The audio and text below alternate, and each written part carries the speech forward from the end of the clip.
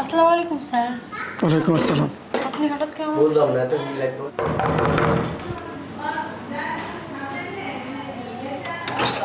ভালো তো, এটা তো খুশির খবর। মেয়েরা কতদিন ধরে বিয়ে দিতে চাইতেছি, মেয়ে বিয়েই বসবে না। এখন যেহেতু নিজেই না, তুই জানোস না এবার একটা বিয়ে আছে। আবার ঠিক আছে আরে ম্যাডাম। স্যার, আসসালামু আলাইকুম। ওয়ালাইকুম আসসালাম। ম্যাডাম একটা কথা বলি, আপনি এখন আছে না আবেগে বসবাস করতেছেন। এত বেশি আবেগ ভালো না।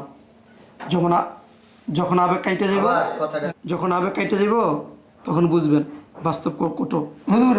বাস্তব ভাবনা, শোনো ভাবনা,